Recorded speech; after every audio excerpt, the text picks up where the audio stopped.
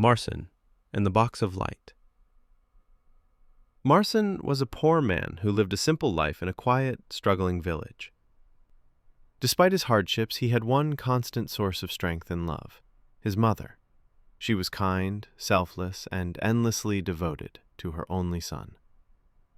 One night, as Marson was walking home, he saw something strange in the sky. A meteorite, glowing like a burning star, streaked across the darkness and fell not far from where he stood. Without thinking twice, Marson ran toward the crash site. When he arrived, he found a glowing box nestled among the scorched earth. On the top was a single button. He hesitated for a moment, then pressed it. Suddenly, everything around him lit up with an intense white glow. The world spun, and in the blink of an eye, he was no longer in his village. When the light faded, Marson found himself sitting on the edge of a magnificent bed in a room more beautiful than anything he had ever imagined. Gold-trimmed walls, velvet curtains, and glowing chandeliers surrounded him. Confused and overwhelmed, he thought, "This must be a dream." Desperate to wake up, he banged his head lightly against the wall. The sharp pain and swelling that followed proved it was all real, strangely, impossibly real. Still holding the glowing box, he turned it around and saw a countdown: 4 days, 23 hours, and 59 minutes. The numbers were ticking down by the second. He stood up and walked out of the room, only to be greeted by an enormous banquet hall filled with all kinds of delicious food. Dozens of dishes stretched across a long table.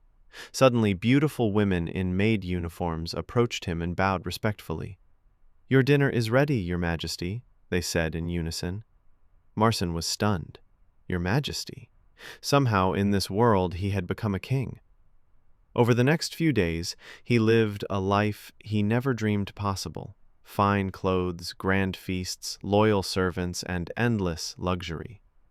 He was happy, or so he thought.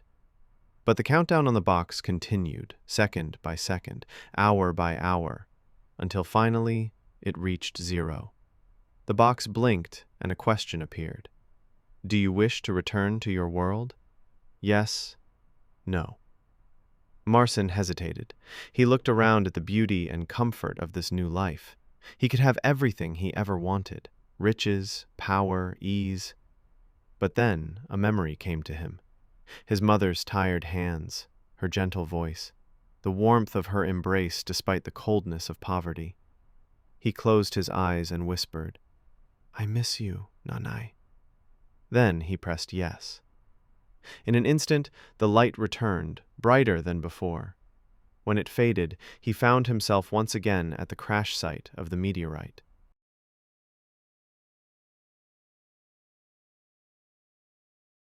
And then he heard a voice. "Marson! Marson!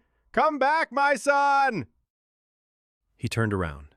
There she was, his mother, holding a lamp, her face streaked with tears as she called out his name again and again. "Mother!" he cried, tears welling up in his eyes. He ran to her and threw his arms around her. "I'm here, Ma. I'm back." They embraced tightly under the quiet night sky, and in that moment, Marson knew he had made the right choice.